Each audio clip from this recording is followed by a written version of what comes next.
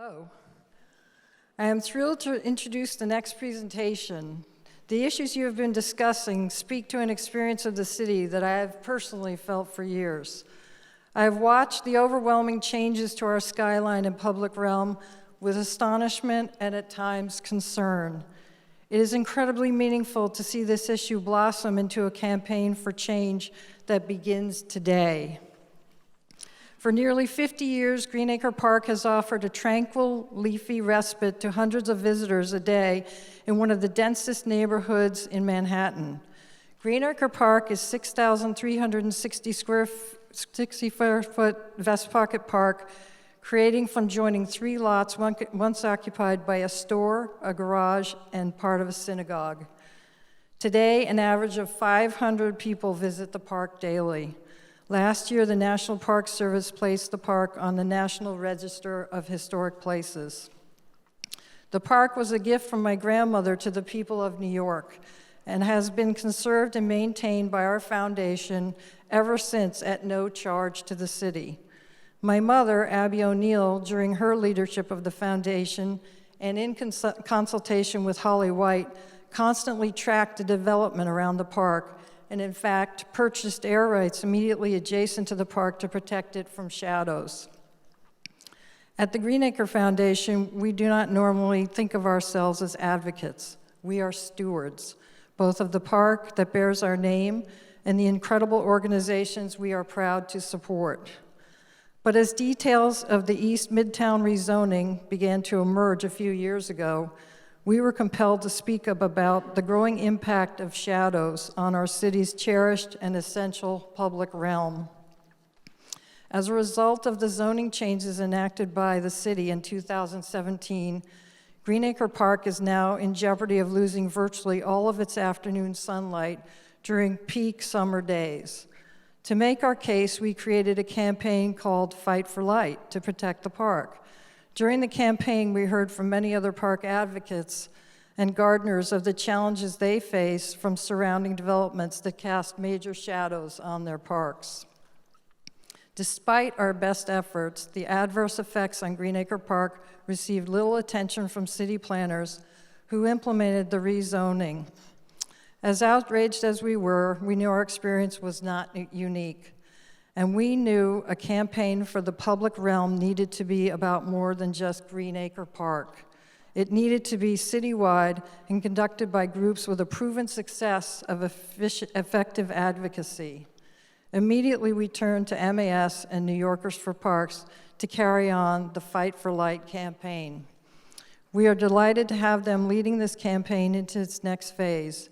Here to explain what we've learned so far and who we'll need on our side to succeed, please welcome Elizabeth Goldstein and Lynn Kelly.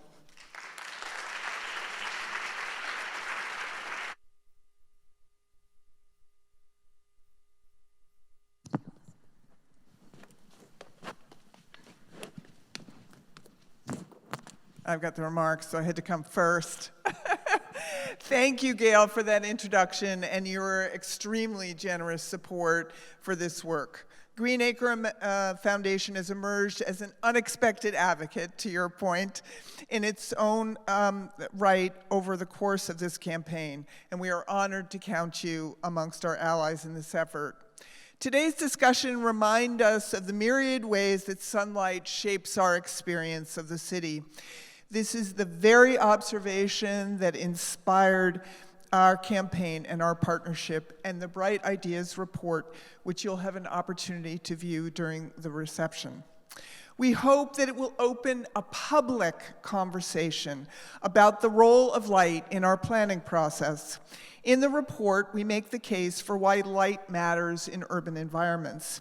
In terms of sustainability, the built environment accounts for 80% of the city's greenhouse gas emissions.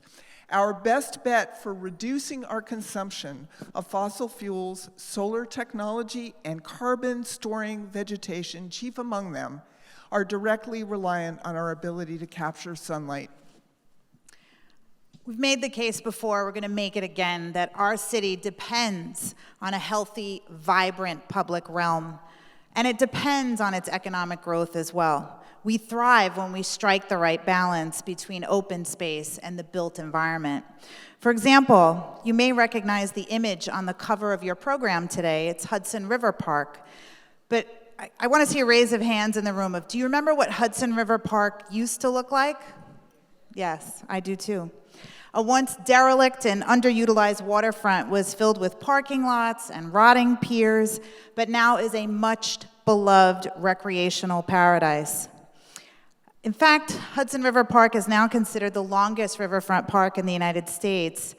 And something that we don't talk about, but we should, is that it's an important catalyst for economic development and job creation. And it's managed to strike a balance. Over the past decade, it has attracted $3 billion in new construction with 94 buildings in adjacent neighborhoods. Something to think about. Moreover, sunlight plays a critical role in the health of our 8.6 million people who call New York home.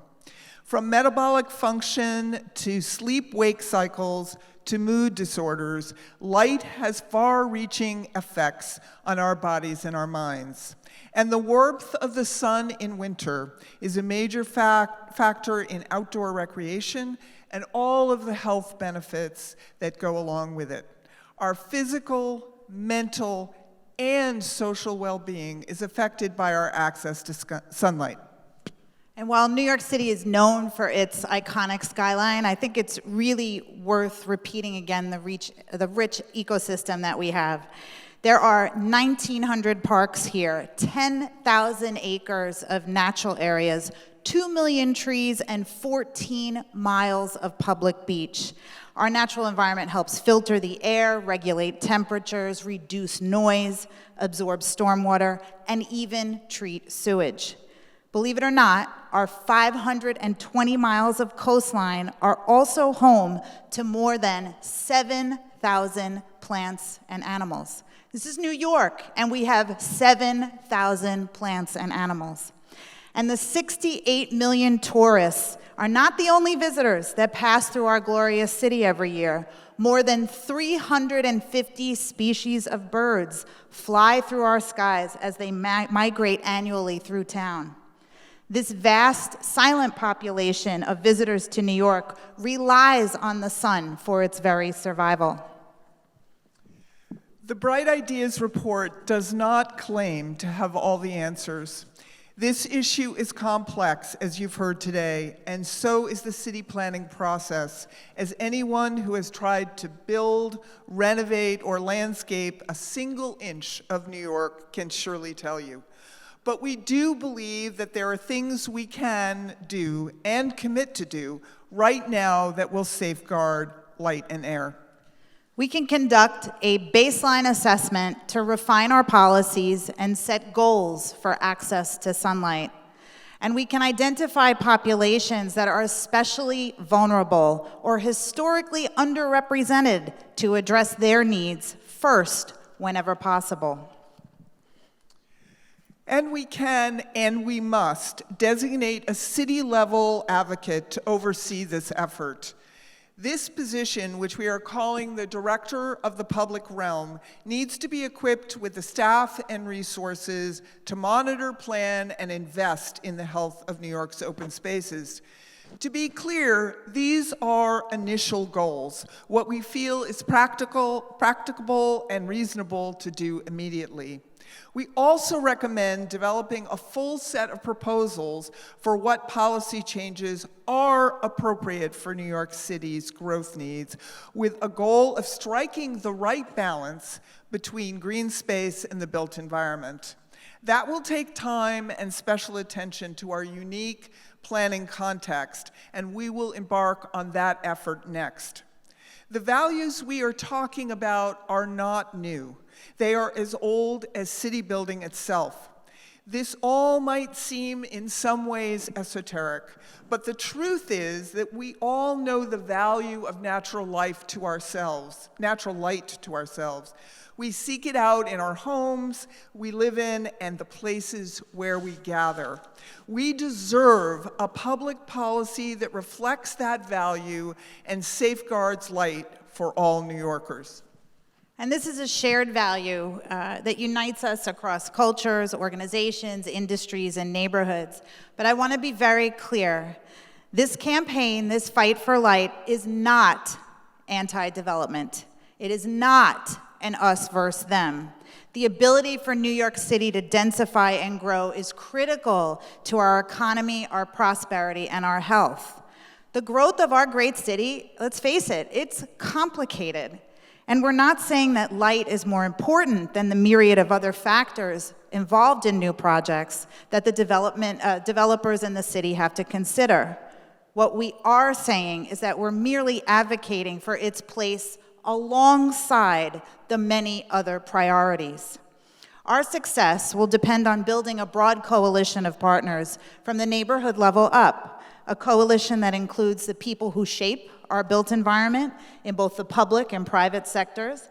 And our success, it will largely depend on you. We need you to help us with this campaign. We need you to help us fight for light. The Bright Ideas Report is our summary of the data, ideas, and lessons we've gathered so far. The last year has been an incredible learning opportunity for both of our organizations. We encourage you to stop by one of the Fight for Light tables to preview the report and ahead of its Monday release. You can also pick up a Fight for Light button for yourself, I hope you already have, and join our call for action with a special message to the mayor. We need all of you and also need to engage with those that may have a different opinion. We need to work together across neighborhoods, industries, and viewpoints. Together, we can win the fight for light. To conclude our program, we are delighted to introduce one of the countless groups of performers who enliven and enrich our public realm.